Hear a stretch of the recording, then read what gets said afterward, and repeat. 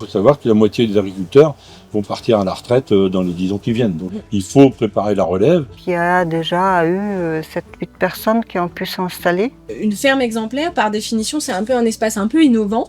Ça nous permet déjà de se confronter au réel. C'est sensationnel, oui. Nous sommes satisfaits du résultat.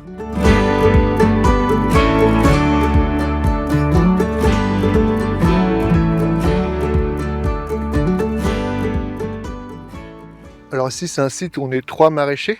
Ça permet de l'entraide. Ça permet aussi, quand on arrive, de ne pas être tout seul et d'apprendre tout ce qui est mécanique et puis des itinéraires techniques.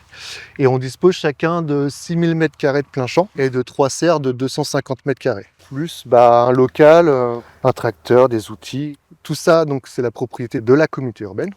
Pour intégrer le site, il faut faire partie de la SCOP Rhizome et faire forcément du maraîchage biologique.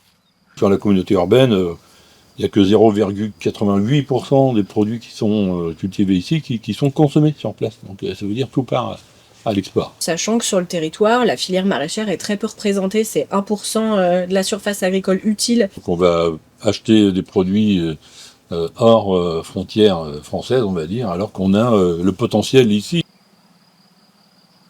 C'était une ferme familiale. Nous ne trouvions pas de repreneur pour notre exploitation.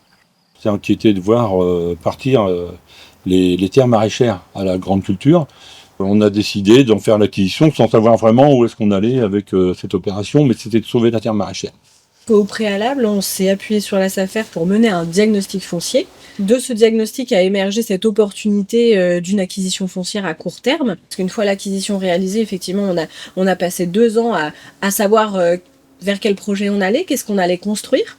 Et finalement, il a été décidé de la conserver, cette terre, et d'en faire un espace test. Nous avons une convention avec la communauté urbaine pour 5 ans. Donc on est gestionnaire de site et on a mis à disposition le foncier avec tout le matériel qui le sert pour accueillir 3 testeurs sur place.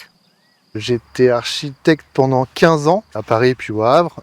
Et à partir du moment où j'ai décidé justement de me lancer dans le maraîchage, j'ai refait une année d'études pour avoir un diplôme de responsable d'exploitation agricole. Et à la suite de ça, j'ai rencontré Rhizome qui m'a appuyé dans mon dossier pour pouvoir intégrer l'espace test. Donc Rhizome les accompagne pour devenir des entrepreneurs. Donc on les appelle aussi les entrepreneurs à l'essai, ici sur le site. En test, ils peuvent rester de 1 an à 3 ans. Ça permet de se créer une clientèle, de se faire la main et juste aussi de ne pas devoir investir énormément. On est aussi accompagné administrativement par Rhizome.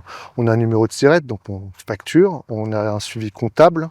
On a un suivi technique, puisqu'avec Rhizome, il y a aussi Bio en Normandie, des ingénieurs agronomes qui peuvent venir nous aider. Je commence à connaître tous les maraîchers locaux, je commence à avoir des bons retours et je commence aussi à avoir des pistes pour trouver du foncier. Il y a toute une politique aussi pour trouver auprès des collectivités s'ils ne peuvent pas mettre en disposition de foncier aux personnes qui s'installent. Donc on travaille étroitement avec les 54 communes de l'agglomération qui, eux, ont du foncier, pour certains. C'est l'histoire de Montivier qui nous a mis 8 hectares à disposition. À part ces fruits, et donc on poursuit, donc maintenant on installe nos maraîchers et dans le même temps on les aide à vendre leurs produits, à leur déboucher, quoi. Ce qui est intéressant dans le projet porté par les élus, c'est que finalement on s'est focalisé sur un projet concret, un projet réel, qui a été un peu la première pierre après à la construction d'une stratégie agricole et alimentaire plus globale. Notre véritable cheval de bataille, c'est de protéger la ressource en eau. Plutôt que de traiter l'eau, si on essayait de faire moins de d'épandage en surface, on aurait tout gagné, financièrement et puis au niveau de la santé également. Donc, de toute façon, ce qu'on fait là, ça a un impact sur la santé publique, ça a un impact positif. D'avoir une ferme exemplaire en propriété publique, c'est intéressant par rapport au travail partenarial avec les acteurs agricoles. Ça a permis chez nous de créer une dynamique aussi de travail ensemble. Et donc du coup ça re-questionne effectivement les modèles établis. Et si c'est pas la collectivité qui est quelque part un petit peu moteur sur ce domaine-là, spontanément, c'est vrai que ça va peut-être pas être les acteurs traditionnels qui vont porter spontanément.